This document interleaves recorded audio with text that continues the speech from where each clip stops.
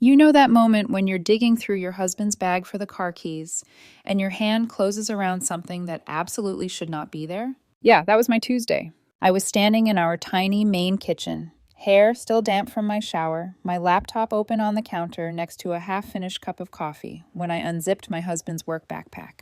Keys, where are the... My fingers brushed plastic, a small bottle, then cardboard. I froze. I pulled them out slowly, like I was afraid they'd explode in my hands. A bottle of Viagra, and a box of ribbed, ultra-thin condoms. The expensive kind. He'd looked me straight in the eye and said, "We couldn't justify right now," when I'd suggested we try spicing things up last month. Apparently, my husband Ethan needs more than just his morning espresso to get through a Thursday. And here I'd been thinking he was sensitive to latex. Turns out he was just sensitive to using it with me. For a second, the world went very quiet. The fridge hummed. The kettle clicked as it cooled. The sunlight on the sink looked too bright, almost fake, like I'd stepped into someone else's kitchen. My stomach didn't drop. I didn't burst into tears. Something else happened instead.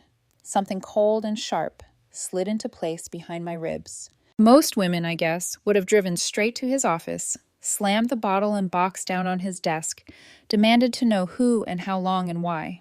But I've never been that kind of woman. I'm Jade, 36 years old. I fix computers for a living. I'm the person people call when their whole system crashes and they're terrified they've lost everything. I'm good at staying calm when other people panic. I'm good at thinking 3 moves ahead. Ethan has always thought that made me boring, safe, predictable. He had no idea what that looks like when I turn it on him. I rolled the condoms between my fingers, feeling the cardboard edges bite into my skin. My heart was pounding, but my hands were steady. I looked at the label on the Viagra bottle, the dosage, the refill date. It didn't feel like heartbreak, it felt like data. Evidence. Pieces of a puzzle I hadn't realized I was already in the middle of. By the time the coffee on the counter had gone cold, I knew one thing for sure. I wasn't going to scream or beg or ask him if there was something we could work on together. No. I was going to be quiet. I was going to be patient. And I was going to make sure that whatever game Ethan and whoever she was thought they were playing with my life. I finished it. With my fingers still wrapped around that little blue bottle, an idea flickered to life in the back of my mind. Small, precise, cruel in a way he would never see coming. Later, there would be laxatives, and tiny needle holes he'd never notice, and a cheap highway motel where secrets go to rot. But right then, on that ordinary Tuesday morning, it started with 3 simple thoughts. He thinks I'm safe. He thinks I'm predictable. He has no idea who he married. If you had known me 10 years ago, you would have met a very different woman. I was softer then, still confident, still smart, but hopeful in a way that now feels almost naive. Back then, I believed in things like loyalty, shared dreams, and the idea that love could fix anything if both people tried hard enough. I met Ethan when I was 26, at a networking event neither of us wanted to attend. I remember standing near the dessert table, trying to look busy on my phone, when a man with messy hair, a navy tie loosened around his neck, and a smile just a little too charming approached me. "Please tell me you also hate small talk," he said. I laughed. Small talk is my kryptonite. From there, everything felt easy. He made me feel seen in a room where I usually felt invisible. He asked questions no one had bothered asking before: what I dreamed of, what scared me, what I wanted out of life besides a career. He listened like my thoughts mattered. We started dating within a week. For a while, it was the kind of relationship that makes your friends roll their eyes. Long drives to the coast with music blasting, late-night burgers in parking lots, talking until dawn like we were teenagers. Ethan used to leave little notes in my lunchbox, cheesy doodles, thinking of you, scribbles, tiny reminders that he cared. I kept every single one. In those early years, he was attentive, affectionate, playful. When work stressed me out, he'd cook dinner and massage my shoulders. When my old car broke down, he spent 2 days fixing it. He'd show up at my office with coffee just because. Looking back, I see it now. He loved being the hero. He loved being adored. He loved being needed. But loving me, loving a woman who stood on her own 2 feet, that was different. Our differences began subtly. Small things I brushed aside at the time, like how he would sulk when I solved a problem before he did. How he'd make jokes about my job, computer whisperer, tech girl, not cruel, but dismissive. How he started to dislike my male coworkers even if they were gay, married, or barely spoke to me. I told myself it was insecurity. I told myself I could reassure him. I told myself every relationship had quirks. Then came the first missed date night, then the second, then the week where he worked late every single evening, but somehow came home energized, not exhausted. When I'd ask what was going on, he'd kiss my forehead and say, "You worry too much, Jade, trust me." And I did. God, I did.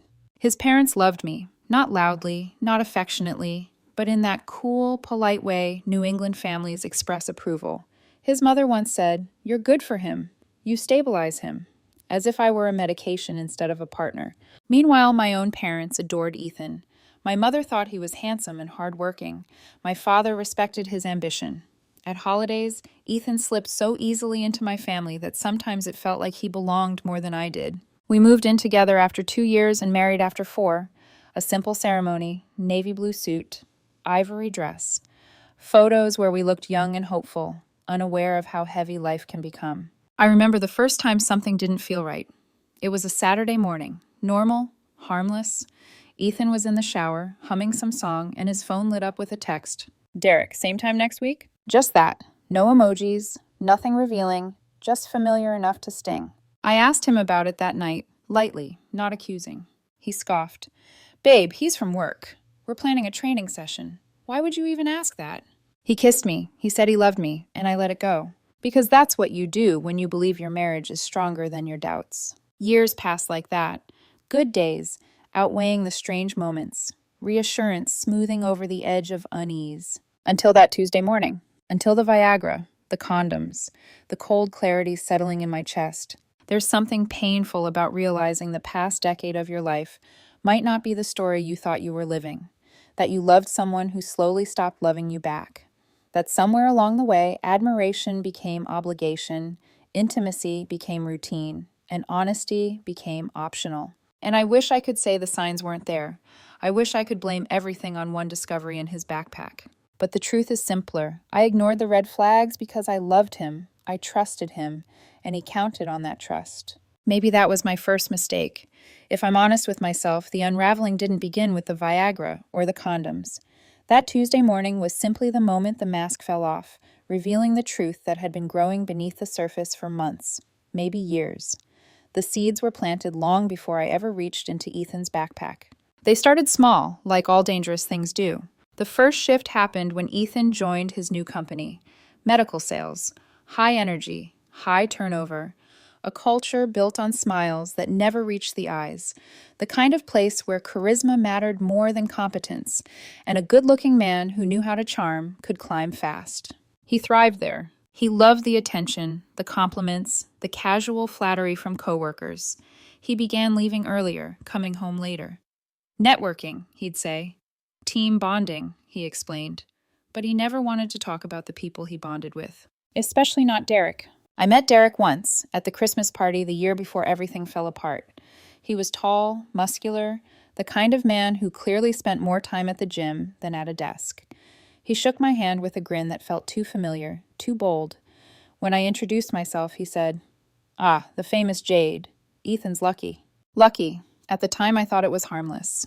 Now, I can still remember the way Ethan looked at him. Half admiration, half defensiveness. The way he rushed to pull me close when Derek lingered too long near the hors d'oeuvres table, almost as if he needed to remind someone, maybe both of us, that I belonged to him. After that party, Ethan started talking about Derek more often. "Derek thinks I should push for the promotion sooner. Derek says married life kills spontaneity.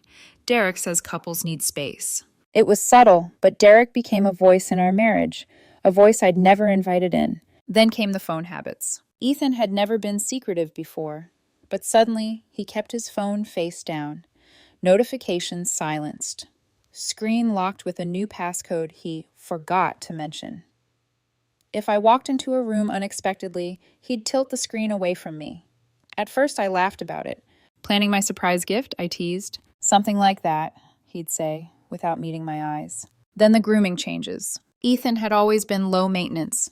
2-in-1 shampoo, no cologne unless it was a special occasion. But out of nowhere, he bought expensive body wash, a new razor, a high-end hair product. He started going to the gym before work, even though he'd never been a morning person. His excuses grew thinner as he grew more attractive. And I'm not proud of it, but a part of me wondered if he was trying to impress me, maybe rekindle something we'd lost. That hope lasted about 2 weeks. Around that time, he stopped touching me. Not coldness, not anger, just distance.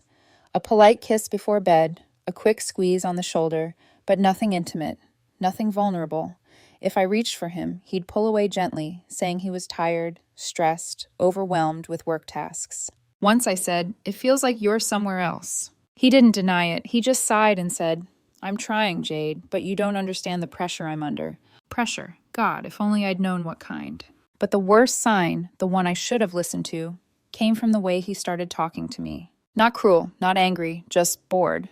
Like everything I said was predictable, like he already knew how every conversation would go. He stopped asking about my job, my projects, my friends.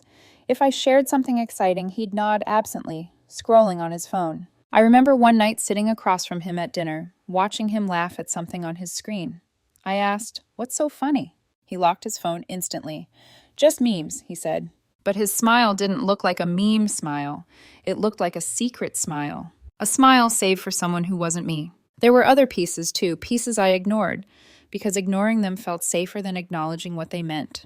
Like the sudden weekend conferences that required overnight stays, like how he refused to share his itinerary, like how he started wearing cologne again, subtle but new, like the faint, unfamiliar floral scent on his jacket pockets. All tiny threads that formed a pattern I refused to see. Until the day I found that little blue bottle and that box of condoms, and the cold, calculating stillness inside myself became impossible to ignore. Looking back, every moment of doubt was a warning.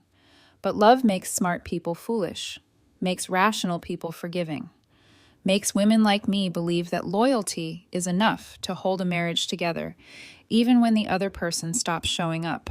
Those signs weren't coincidences, they were cracks. And soon, something was going to break. The morning after I found the Viagra and condoms, I didn't confront Ethan.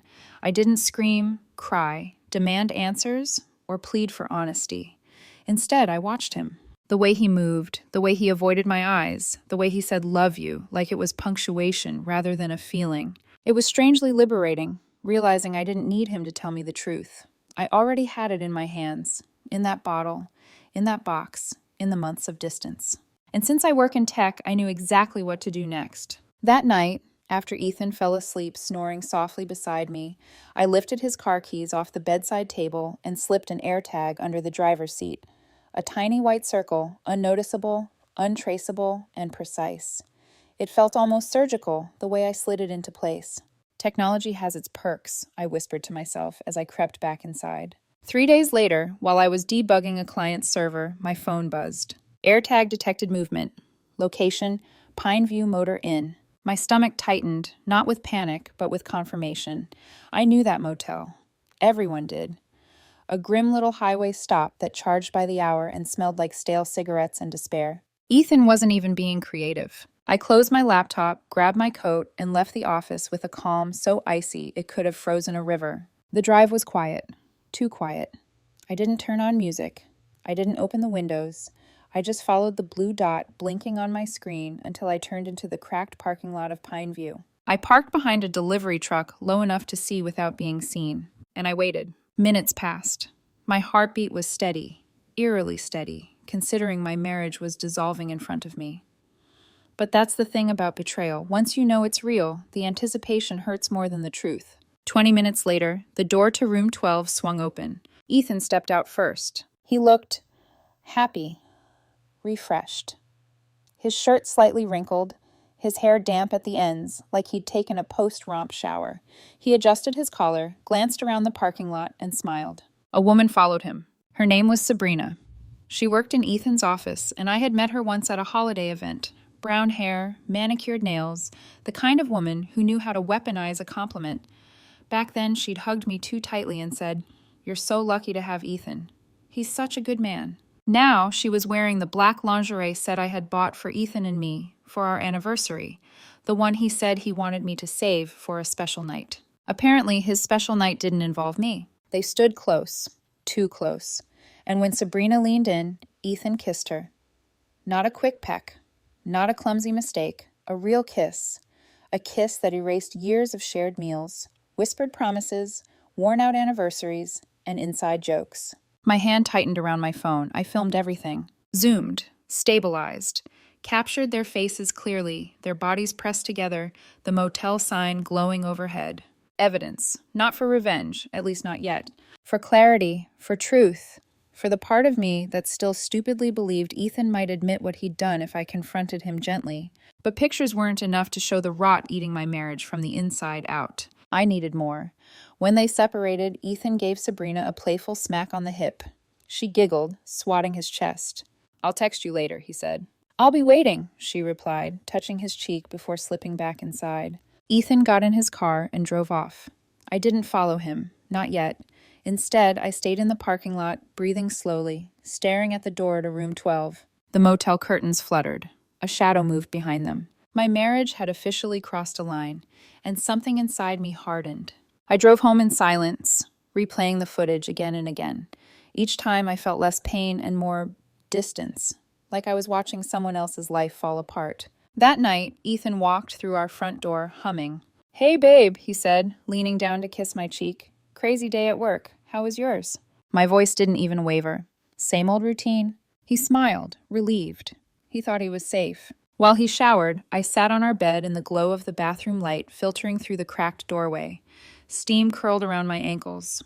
Water thudded against tile. And while he washed off another woman's perfume, I opened my laptop and pulled up the security settings for his AirTag.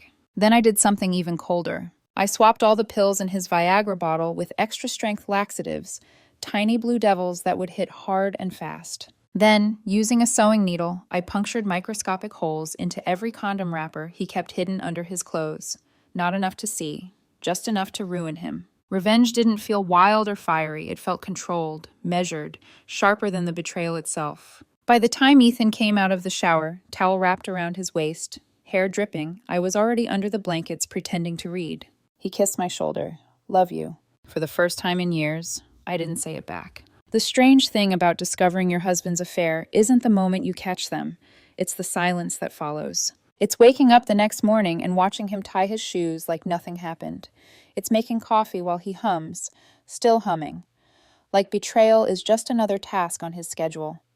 It's realizing you are suddenly living in a world where two realities exist, the one he thinks you're in and the one you know too well. The morning after Pineview, I stood in the kitchen, holding my mug so tightly my fingers went numb.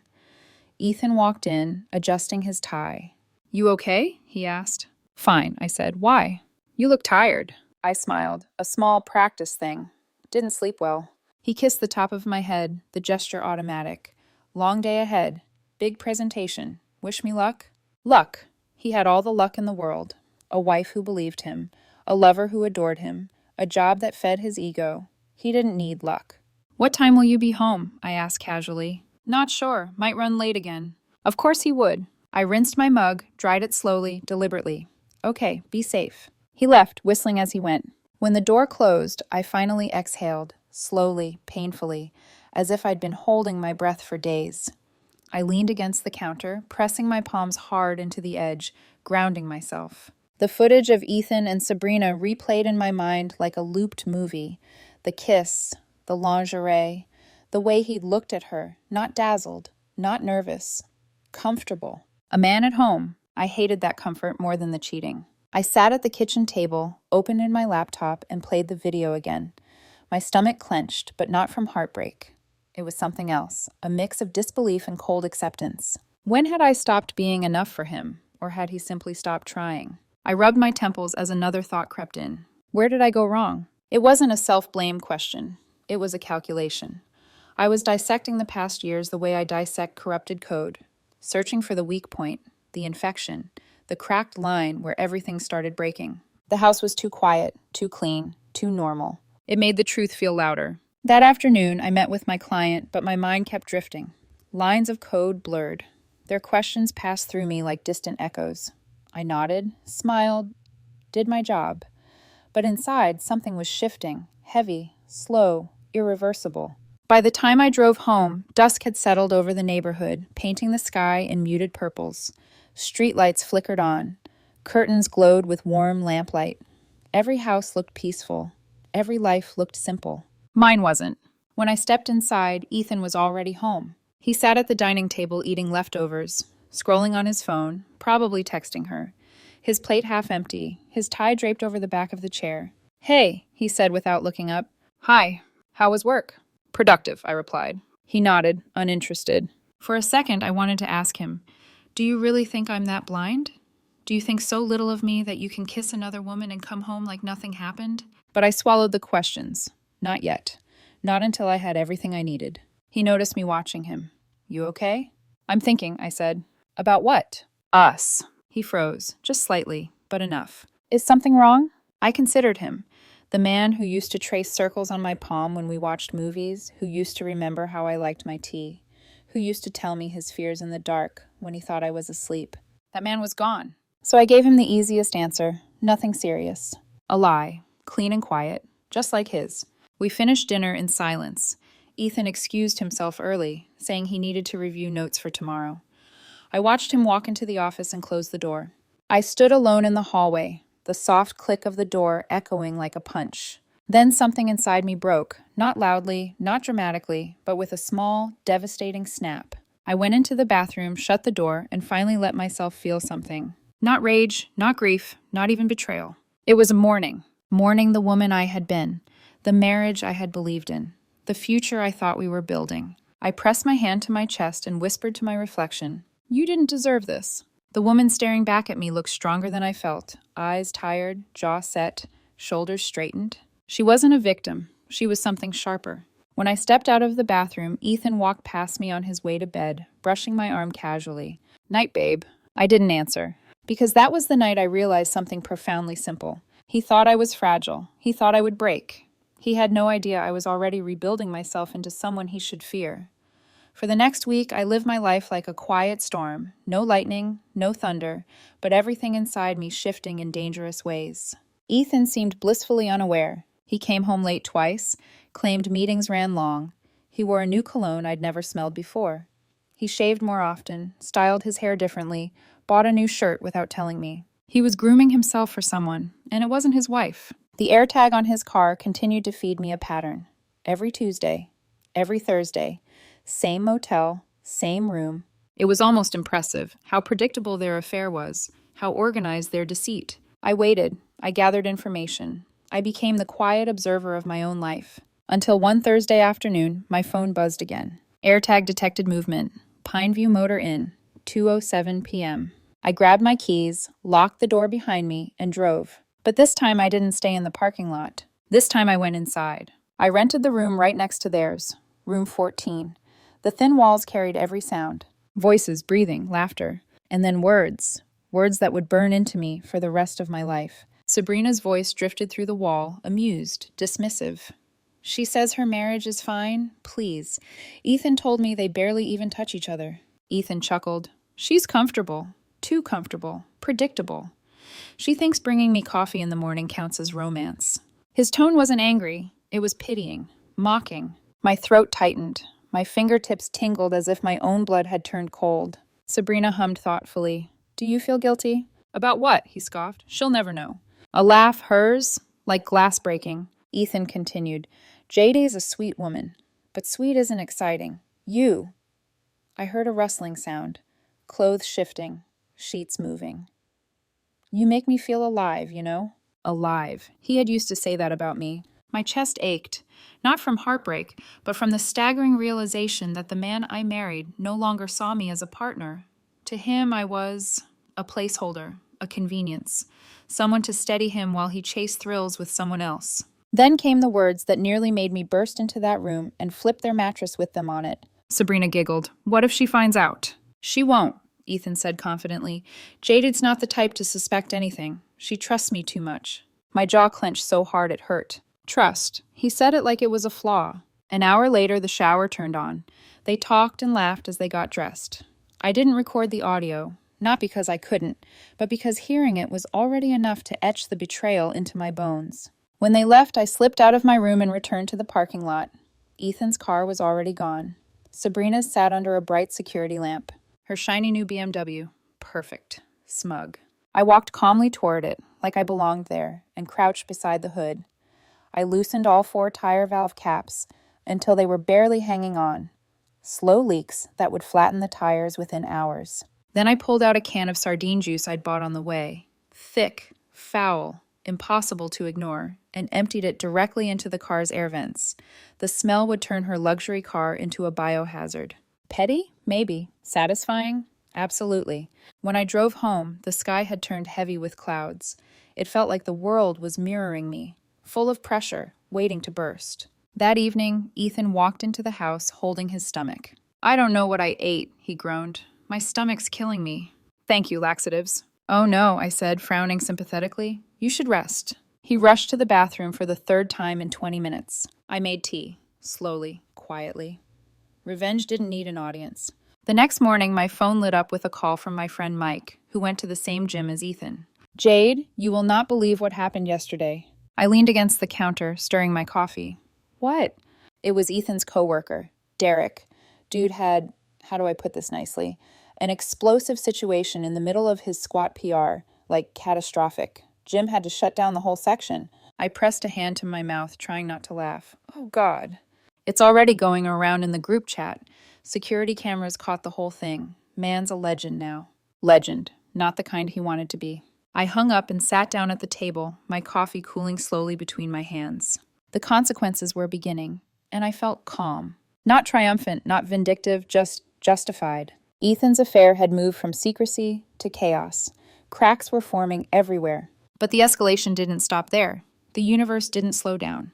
2 weeks later, Ethan came home pale and trembling. He sat across from me, his hands shaking. "Jade," he whispered, "we need to talk." I raised an eyebrow. "About what?" He exhaled shakily. Sabrina's pregnant." My world froze. Not because I believed him. Ethan obviously wasn't the one who was pregnant, but because Sabrina was. And this man, this liar, had the audacity to sit across from me, trembling, begging me to carry the weight of his confession. "It's yours," he insisted desperately. "It has to be yours. I swear, Jade, please, please believe me." The silence that followed was the heaviest I'd ever known. He had no idea I knew everything, no idea his lies were unraveling faster than he could repair them. And while he waited, panicked, pleading, I sat there thinking one clear, steady thought. You have no idea how done I already am. People think the worst moment of an affair is catching them, seeing the motel, hearing the lies, watching the betrayal unfold in real time. They're wrong. The darkest moment is the silence afterward, the moment where the truth sits across from you at the kitchen table and smiles nervously, pretending it's still human. When Ethan told me, "Sabrina's pregnant, it's yours," something inside me didn't explode. It didn't shatter. It didn't rage. It simply broke quietly, like a thread snapping. We sat across from each other at that small wooden table we bought during our first year of marriage. He was hunched over, trembling, voice cracking as he whispered, "Please, Jade, you have to believe me. Believe him. Believe him after months of lies. Believe him after motel rooms. After Sabrina. After condoms and Viagra. After listening to him call me predictable through the thin walls of room 14. He wiped his eyes with the heel of his hand. We were trying, right? Remember? We talked about starting a family." My throat tightened. We hadn't talked about trying in months. We hadn't touched each other in 2 months. I had a literal calendar documenting that fact. But he stared at me like a drowning man begging for a rope. "I'm telling the truth," he whispered, voice hoarse. "It's yours." Something cold, colder than anything I'd felt yet, settled into my bones. Not anger, not grief, something heavier. Resignation. That night, after Ethan went to bed early, exhausted from lying, I lay awake, staring at the ceiling. The shadows from the streetlights cut across the room like bars. For the first time, our bedroom felt like a cage. I turned to look at the man sleeping next to me. He looked peaceful, innocent, the face of someone who still believed he could control the story if he begged hard enough. I whispered into the dark, not loud enough to wake him. "I know everything." Saying the words aloud made the truth final. I slipped out of bed and went to the bathroom. I shut the door, leaned against it, slid down until I was sitting on the cold tile floor. My chest tightened, my breath hitched. And for the first time since this began, I cried. Not loud, dramatic sobs, not heaving or choking or screaming, just quiet tears leaking from the corners of my eyes. Tears for the woman I used to be, for the marriage I thought I had, for the years I invested into someone who chose cheap motel rooms over building a life with me. I pressed my hand over my mouth, trying to muffle the sound, not because I cared if Ethan heard me. He wouldn't wake up anyway, but because crying made it real. He does not love you. He has not loved you for a long time, and now he wants you to carry the consequences of his betrayal. I curled my knees to my chest and breathed through the ache. I remembered our early years, long drives, shared secrets, the way he used to trace circles on my palms, the promises whispered in the dark. I'll always choose you, Jade. You're the only one who knows me. Lies. All of them. How long had he been drifting away while I clung to the ghost of the man he used to be? At some point, I wiped my face, stood, and stared at myself in the mirror. My eyes were red, my hair was messy, my skin blotchy from tears. But beneath the exhaustion, there was something harder in my gaze, something that hadn't been there before. Resolve. I splashed water on my face, took a deep breath, and whispered, "You're allowed to walk away." The next days were a blur. Ethan tried to act normal, bringing me coffee in bed, asking about my day, doing small chores he thought would earn forgiveness. He was scared now. He sensed something slipping. But every time he looked at me with those pleading, anxious eyes, all I saw was room 12, Sabrina's lingerie, his laughter as he mocked me, his certainty that I would never find out. Meanwhile, the universe was accelerating his downfall. Derek's job troubles escalated. Sabrina's BMW still reeked like a dead ocean.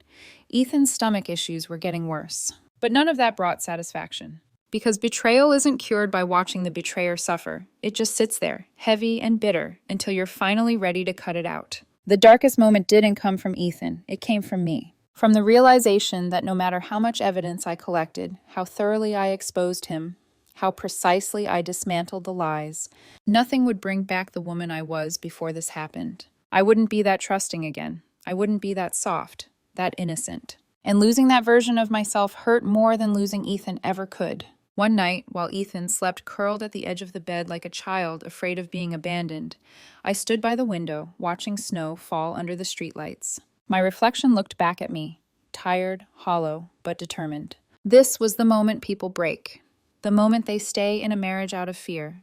The moment they choose silence over truth. But I wasn't breaking. I wasn't staying. I wasn't afraid. I wiped a final tear from my cheek. "This ends with me," I whispered. The shift didn't happen in a dramatic explosion. It wasn't one of those movie moments where the betrayed wife suddenly stands up, flips a table, and screams her truth into the world. Mine came quietly. It arrived the way a storm does. Subtle pressure, heavy air, a feeling that something massive has already begun to move beneath the surface. And it began with Jenny. Jenny, Sabrina's best friend. Jenny, the woman who had hugged me at holiday parties and said, "We should do a girls' night sometime," while helping cover Ethan's affair.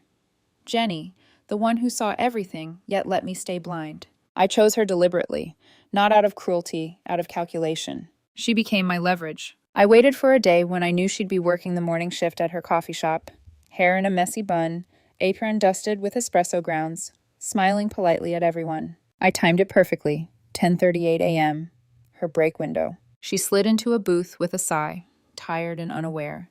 The bell over the door chimed as I walked in. When she looked up and saw me heading toward her, her face drained of color. "Jade," she stuttered. I sat across from her calmly. "We need to talk." Her hands shook around her coffee cup. Is everything okay?" "No," I said plainly, "but that depends on how honest you are." She opened her mouth, closed it again, swallowed hard. "I don't understand." I pulled out my phone, tapped the screen. A photo appeared. Ethan and Sabrina kissing outside room 12. I slid the phone across the table. Jenny gasped, hand flying to her mouth. Tears welled instantly. "Oh my God, Jade, I didn't know you knew." "So you did know something," I said quietly. She crumbled. Right there in the booth, guilt, panic, remorse, fear, everything spilled at once. "I tried to get her to stop," she whispered. "I told her it was wrong." "You bought her lingerie," I reminded. "You covered her work trips. You lied for her." Jenny shook her head violently. "Jade, please, I'm so sorry. I didn't want to get involved. Sabrina said you two were having problems, that Ethan was unhappy." "Did she tell you she was pregnant?" I asked. Jenny's eyes widened. "She what?" "Oh," I said softly. "She didn't tell you that part, did she?" Now she was trembling. "Jenny," I continued, keeping my voice calm, "I'm going to ask you one more time. I want the truth.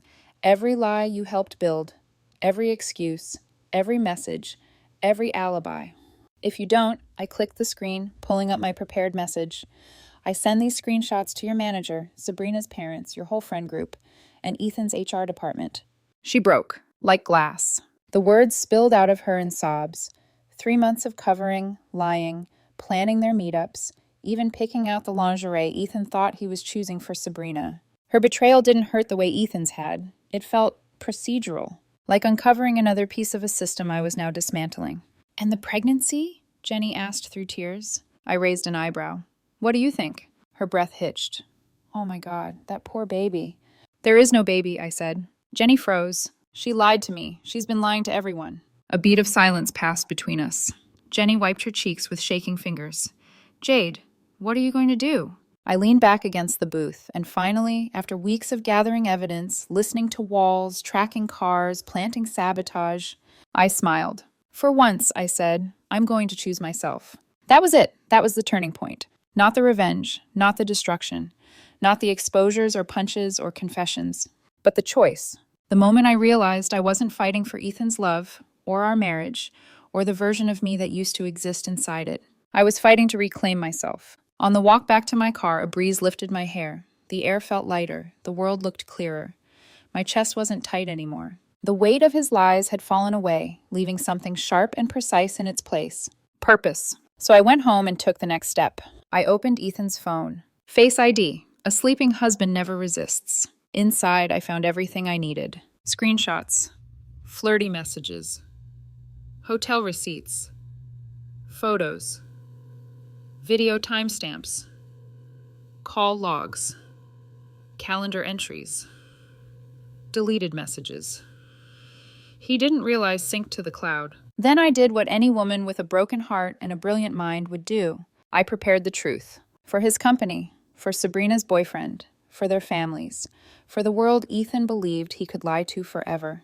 That night, Ethan stood in the doorway of our bedroom, eyes red, voice trembling. Jade, are you mad at me? He asked.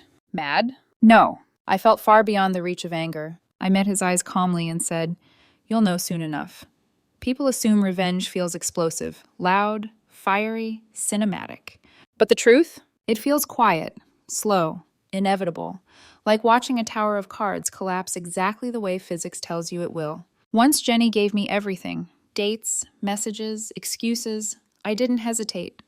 I moved precisely, methodically, the way I fix corrupted servers. Top down, no wasted motion. Step 1, Ethan's coworker. His name was Derek, and while I never met him in my version of events, the gender swap from the original, he existed in the same role, the instigator, the enabler, the man who treated my marriage like his favorite joke. In Ethan's phone, under D from sales, I found Derek's number. I didn't call him, I called HR. Anonymous tip. Attachments included screenshots of his texts hyping Ethan up, the motel receipts, and a helpful reminder of the strict no fraternization policy in their employee handbook. By Monday morning, Derek was called into a disciplinary meeting. By Tuesday, the whole office knew something was wrong. Step 2, Sabrina's best friend Jenny. She tried to stay out of it after our conversation, but guilt works fast. She stopped covering for them completely, and when Sabrina asked why, Jenny responded, I can't lie for you anymore. Sabrina panicked, then cried, then panicked harder. Good. Her fear was collateral damage. Step 3, Derek's home life. His apartment complex had strict rules about noise and property damage. You'd be surprised how far 2 anonymous complaints can go. One about constant late-night fighting. The other about a rotting smell coming from Unit 3C. Thank you, Sardine Juice. An eviction notice arrived by the end of the week. Step 4, Ethan's parents. This part hurt in ways I didn't expect. I printed the photos, the text messages, the hotel confirmations, the bank statements showing our money going to cheap motels, and mailed them to his parents. They were devout Catholics. Family first, marriage is sacred, people. At 6:07 a.m. the next morning, Ethan's mother's voice tore through our bedroom as she screamed through the phone, How could you do this to Jade, to your marriage, to us?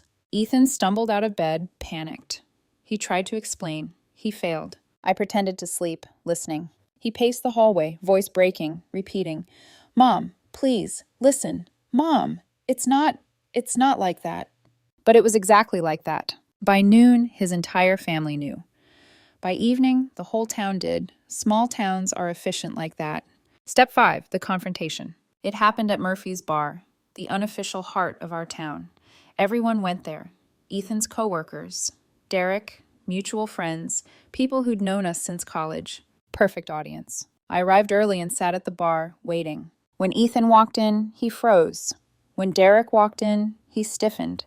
And when Sabrina peeked through the door moments later, her face went pale. I turned, smiled faintly, and said loudly enough for half the room to hear, "Funny seeing you here, Derek. How's your HR situation?" He swallowed, hard. Ethan approached quickly, whispering urgently, "Jade, don't do this." "Do what?" I asked sweetly. Then louder, "How long have you all been treating my marriage like your favorite group project?" A hush fell. Conversations died. Ethan stammered, "Jade, please, let's talk outside." But Derek, idiotically proud even in ruin, snapped, "She came to him. She was lonely, neglected. You can't blame us for that." Perfect. Confession. Out loud. In public. Witnesses everywhere. I tilted my head. Interesting. And the baby? Yours or his?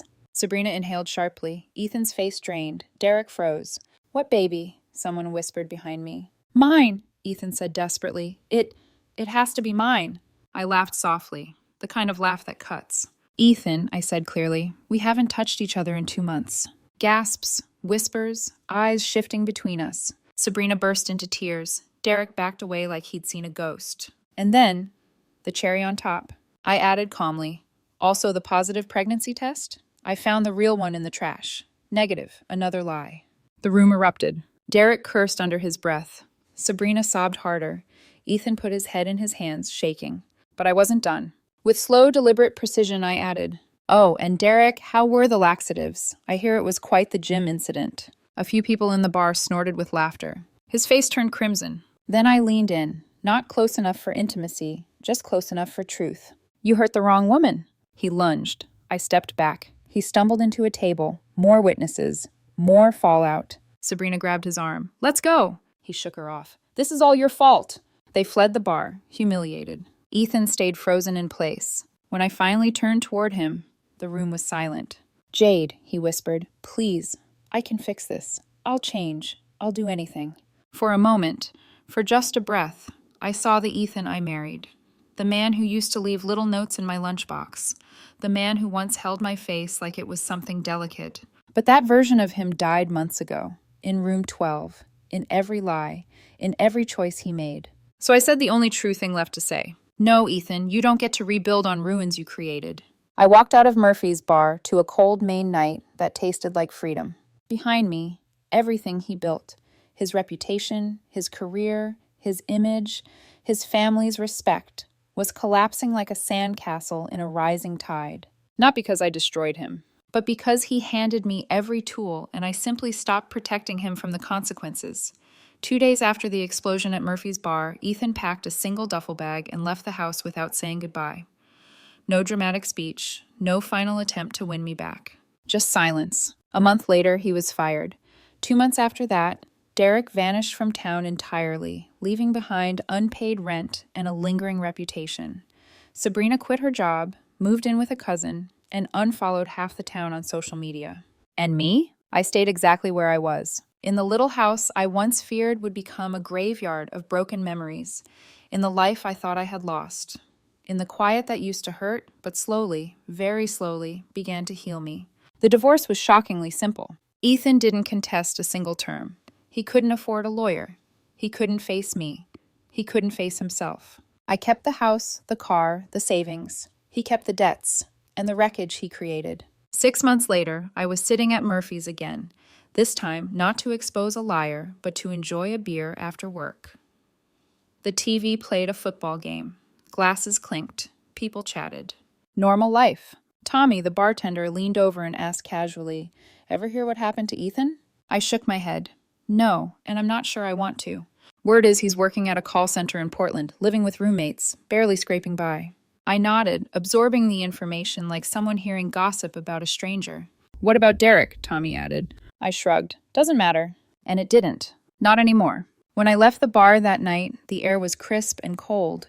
I breathed in deeply, the kind of breath that fills you all the way to the bottom of your lungs. My phone buzzed, a voicemail from an unknown number. His voice, thin, trembling, tired, filled my ear. Jade, I just wanted to say I know what I lost, and I know why I'll never get it back.